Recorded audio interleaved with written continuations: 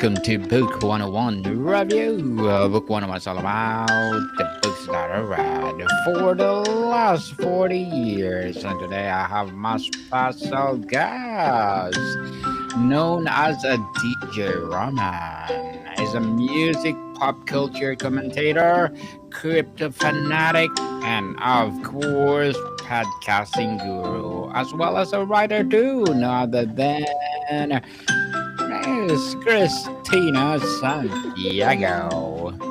That's me. Yes. Welcome on Book 101 Review. And can you please introduce more about yourself that I miss?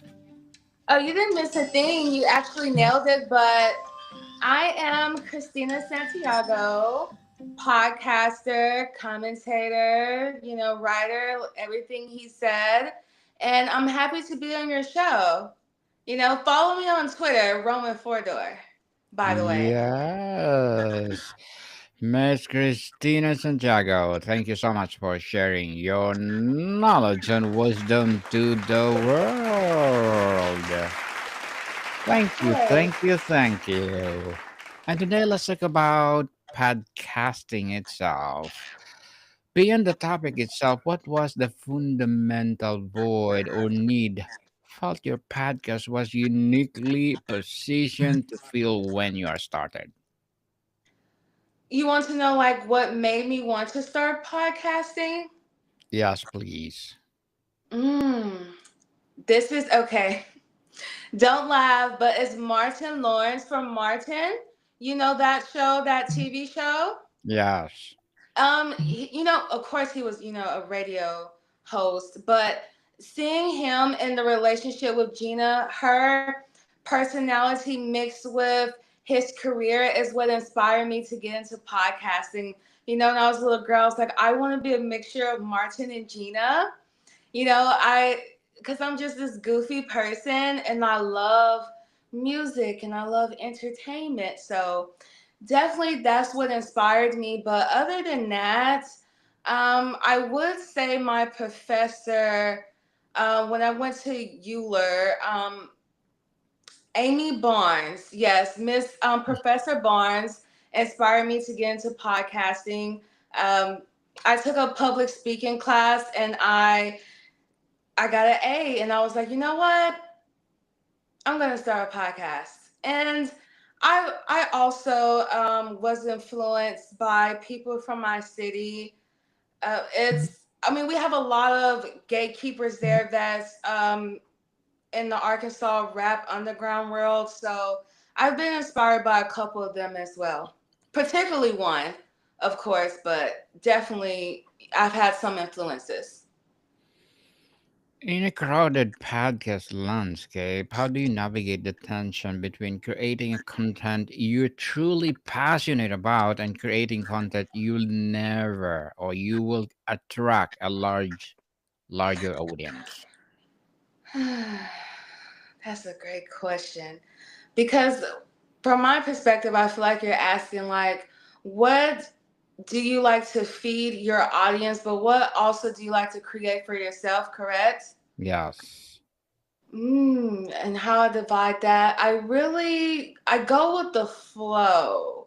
Not to be the person who like follow trends and things of that nature, but when I see something that's trendy, like on Twitter or going viral, then I would do like topics about it, and I would bring people on the show to discuss popular topics, but other than that, I would pretty much do what I want to do, which is pretty much all the time anyways. That's just the Taurus in me. A lot of people don't believe in, zodiac signs and things of that nature, but um, as a Taurus, we are very headstrong. We like things our way. So I try to give the audience what they want, but my podcast is for me, and I'm just sharing it with the world. I hope that makes sense. I hope I wasn't all over the place, but I try to keep it 50-50. Makes sense, Miss Christina. Makes sense. So, how Yeah. has your personal definition of a success in podcasting evolved from your first episode to now? Ooh. has improved drastically. My first, um, my first episode I did was actually in 2019 and it's scrapped. You can't find it anywhere. I I reacted to Arkansas rappers music, and I was a newbie. I didn't know what I was doing. I just put myself out there, but I have definitely improved. I went from recording the worst podcast of my life to being able to be on the show with you and interview influential people like Sir Banco at Sony Music, Luke McKinnifer. He won a Grammy. He's the director president of the National Children Course Symphony. I don't know if you're into that. And I've interviewed a lot of people. So it's hard for me to keep up with it a lot. Just even this year alone, I did Naja, the fashion. She's on Podmatch as well. I'm pretty sure you know her. The fashion guru and who writes for Forbes. I don't know if you came across her yet, but I even interviewed her this year. So it's been a major improvement Mm. all around. I would say a major, like a 360, a metamorphosis. That's the word. That's the word. Metamorphosis. I would Wow. say that. Yeah. So how many years now doing podcasting, Miss Christina? So since 2019 would be 6 years. Mm. Awesome then. So podcasting is intimate medium. How do you consciously build a relationship with your listener who can't see you to make them feel like a participant, not just a passive audience? Well, this is the thing about me. Um, I'm very active online, but in real life, I'm very solitude. So, how I interact with people is Twitter. I also have my personal blog on Facebook if people want to come and look and get updates and things of that nature. But I mostly just interact with them online and engage with them on topics and especially hip hop, commentary and like female rap and different things in pop culture, like music and film and fashion. So, kind of like that. But when it comes to like the real world, I would say now some people I have met at networking events that listen to my podcast now. So, if it's not at a networking event, it's definitely social media, particularly Twitter because my Facebook blog is just for me, but you know. Hmm. The opening of a podcast is critical for hooking a new listener. What is your philosophy or process for crafting those critical for 60 seconds of an episode? Ooh, is this worth someone listening to? That's what I think. Is it worth it? That's what you have to keep in mind. Like what you're putting out into the world. Like now, first off, everyone's not gonna like it. You can start there. Everything is not gonna be everyone's cup of tea. But the first thing you should think is it even worth putting it out there in the world? That's what I think in my head. Is it worth it? Is it worth it? The Well, first 60 seconds, yes. hmm. So, what is your single most effective technique for moving a guest past their rehearsed talking points into a genuine, surprising, and compelling conversation? Being nosy. I genuinely like just get to talking about their life and how they're doing today and how have they been, during the week, what challenges have they faced? How was breakfast? How was lunch? How was dinner? What are you planning to do for your birthday this year? Just small conversations to get them to open up because I'm a down to earth person. So, I like a mixture of professionalism but also down to earth. Yes. Totally, totally empowering answer, Miss Christina. And how does your approach in editing booth shape the final story? Are you cutting off for peace, clarity, narrative, or something else entirely? Whew, I just try to survive and make it through the editing. But I really, I really strive for clarity and narrative. Everyone has their downsides and their cons to them, and editing is mine. Ugh.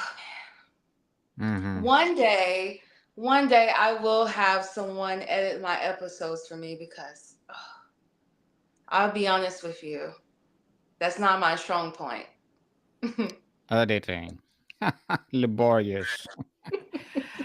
Yes, you need to listen again for like if you do it for 1 hour, you're gonna listen for 1 hour. Oh my goodness. So we often think of podcasting as just audio, but it's now a multi-platform business like this.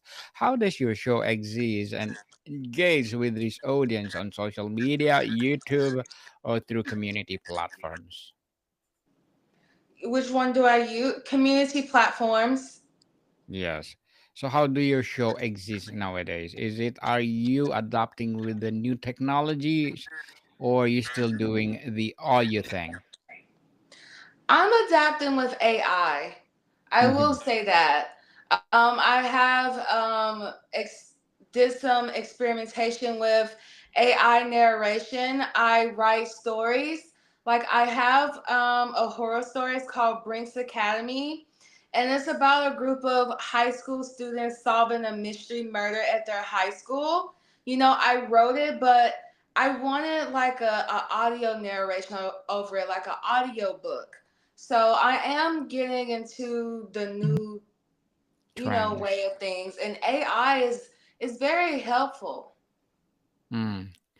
Totally helpful for sure. So, Miss Hmm. Christina, walk us through the ideation on production process. How does your vague idea transform into a fully produced episode from start to finish? Okay, so this is my favorite question: vision boards. Um, when I have a vision, I have to make it into like a vision board, and that's when it comes to life. And it's like manifestation for me. And that's just what works for me. So when I have like a topic idea, I print off pictures of the celebrities I want to talk about. I print off, um songs that I channel and resonate with, and I put it on the board, and I just watch everything, come together. So it's definitely vision boards for me. Vision board for sure. And there's a lot of obsession over microphones and gears. What is one piece of equipment that made a significant difference for you, and what's one you're splurge on what's not worth it? Mm,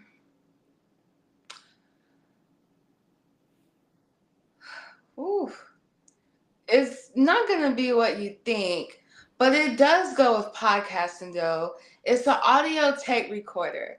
I actually record all of my episodes on a cassette tape. I have a collection Mm-hmm. of my episodes, and I put them on cassette tapes on an audio recorder. So I would say that for me, because you never know what's going to happen with technology. The internet and everything can shut down, but I still have my recorded episodes on cassette tapes. So that's like the important technology for me as far as like a podcaster. The nostalgia and documenting my podcast. I hope that Yes, makes sense. makes sense, Miss Christina. Makes sense. So, what was the most valuable technical or production mistake you made early that every new podcaster should try to avoid? please record in a non noisy environment. I made that mistake a couple of times. You know, as you get into the podcasting game, you learn the importance of, noise cancellation, noise reduction. So you need to make sure that you implement that in your all of your episodes. Reduce as much noise as you can, and preferably like get in the quiet place where there's not like a lot of noise or anything, not a lot of talking, not a lot of music playing in the background and things of that nature. So definitely noise cancellation. Emphasize Noise. that. Yes, noise cancellation, people. And for sure, number one, quiet, quiet place. So, Miss Christina, as a podcaster, a DJ, and well, crypto fanatic, what are your short term and long term goals? Ooh, okay. I have a lot of short term and long term goals. So I can actually give you something that I completed this year. Um, a long term goal was for me to be a holder of ball and become a major member in the community and just show up. And that I've completed that this year. And the short term was getting an A in a class that I failed a previous semester. No one wants to talk about a class that they failed, but I just feel like I should speak on it because there's a lot of college students who fail a semester. They fail a hard, class, and then they give up and they be like, "Well, I'm over it. I'm just gonna drop out." And I just feel like if you fail something, you should definitely try again. Get up and try again, like Aaliyah, try again. And I definitely tried again, and I went from a D to an A plus. And that was a short term goal for me to prove to myself that I could pass this class because it's a very hard class. It's an advanced course, and I completed that this year, and one of my long term goals, like I said, was ball, which has Scottie Pippen in there, who's from Arkansas. He's an NBA legend. Not sure if you know him or not, but he played for the Chicago Bulls, Michael Jordan's right hand man. So to just be a part of that with someone who's from Arkansas is just amazing in itself because he's a legend, legendary. Legendary indeed, and good luck to your goals, Miss Christina. Looking forward for more success. And what But would I do want to say that the reason why it's hard for me to even talk about short term goals that have coming up and long term goals is this generation in society. I don't know if it's always been that way, but the evil eye is heavy and a lot Mhm. of negative energy. So I think you should hold a lot of things to you. I do want to say that be careful speaking about your goals, whether it's short term, long term. Keep it to yourself until it's complete and then talk about it. Yes, talk about it when it's finished. And Absolutely. Miss Christina, thank you so much and good luck to your goals in life. And what will be your Thank piece you. of advice for those people out there who want to be like you? Woo. If you want to be like me, that means you want a peaceful, private, happy life. Number one, self improvement. Don't blame others. If something doesn't work out, it's no one else's fault. Figure out where you went wrong, take accountability, and do better.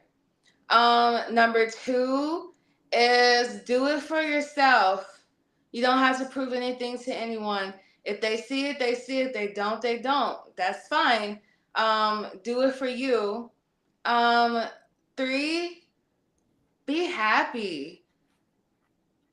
I just want to emphasize that because on social media I just see a lot of negativity and a lot of people are going through things. And you're not going to be happy every day, but you should strive. There's 7 days in a week. You need to be happy at least 5 days. 2 days you can cry about it. You can throw a hissy fit, be miserable, whatever. But you have to be happy and positive more than anything, because that's how you're going to achieve your goals. That's how you're going to gain so much confidence where you're not going to need to prove anything to anyone anymore. You're just going to do it for yourself, and the right audience and people will find you. And self improvement. You'll be like more willing to improve and be more self sufficient, and and just you'll be more proud of yourself. Be proud of yourself. Hmm. And thank you for that advice. Miss Christina, and can you please recommend a book or books that influence your journey? Yes, yes, yes, yes, yes, yes, yes. So, like I told you, I don't want to bore you with ethnography, but I do want to say this before I even tell you the books. These books are about ethnography, which is a qualitative research method that researchers use to observe human behavior, and it's basically like learning, observing opinions, concepts, and lived human experiences. So, Evicted by Matthew Desmond. He he followed 8 families going through poverty in Milwaukee, and it's an amazing book. And he also won a Pulitzer Prize. He studied the lived experience of people who are facing, you know, eviction, and you learn a lot of things. You learn how a lot of the financial struggle uh, how financial struggles can really tear someone down, and he really dived deep into it. So he teaches you how to really observe people. Don't judge people. Take a step back and put on their shoes, and you'll see things from a different perspective. And then we have Septimics here, which is perfect because it's September. Don't know if you can see it. Yes. But this is the hierarchies of human phenomenon. And he is teaching you how to observe yourself as well as observe others. He has some techniques in there that will guide you to learn more about yourself. Different levels, different scales, and it has helped me where I have learned a lot more about myself, especially that I'm more capable than what I think I am. And I'm pretty sure a lot of people are more capable than what they think they are. That's why I emphasized earlier, don't give up when you fail. You just try again. And if you fail the second time, then try the third time. Just keep going. You may have figured out 10 ways that's not going to work for you, but you figured out that one thing that did work for you, and that's all that matters. So, hey, definitely Thank check you. out Yes. definitely check out Septimics by Jim Marshall and Evicted by Matthew Desmond. Great books. Definitely if you're a college student in psychology and sociology, because human observation is like a major big thing, and these will you can use those as a guide for your case studies and your academic papers that you have to turn in. And especially if you want to write your own case study and turn that into a professional academic journal, these are the perfect books to guide you. They've helped me. Okay. Thank you for that recommended books, Miss Christina. Absolutely. Yes, and before we wrap up our discussion for today, I'm inviting you to please to listen to my other podcast, people. My other podcast, because my abstract essay is already in fifth season, abstract poetry in second season, and my book 101 review in fifth season too, comedy 101 in second season, and my food 101 in fifth season as well, geography 101 in fourth season, and my baby podcast low 101 and Mental Health 101, Love Letters in third season, and Movie 101 Review and Music 101 in fourth season, and Science 101 and Sex 101 in its first season. Please listen to them wherever you listen your podcast. So, Miss Christina, if you could only give one piece of advice to a brilliant person with a great idea who is terrified to hit the record bottom, what would it be? Do you want to be that person in the grave that carried the idea with you? Do you really want to be that person? No, you don't. Go ahead and do that idea. If it's something that you're scared about, face your fears. Leave something behind that will live, that be timeless and live long, way, way when you're gone. That's what it's all about. Leave a legacy, leave something behind. Let people remember you. True. Podcasting is one of the platform that give you legacy to the world. So, Miss Cristina Absolutely. Santiago, thank you so much for sharing your knowledge and wisdom to the world. Thank you so much for having me on your show. Yes, so can you please invite our listeners to support your podcast, your advocacy, your radio, and anything that you want to promote? Yeah, don't join Ball. Follow me on Twitter, Roman Four Door. You'll see the community on my page. Become a Ball member. Let's get into the new wave of cryptocurrency. Yes, people, let's support Miss Cristina Santiago because if you support her, for sure, more and more empowering episodes of the podcast, more and more empowering advocacy to come. So, Miss Cristina, thank you so much for your time. Thank you so much for having me. More to come, people. See you soon.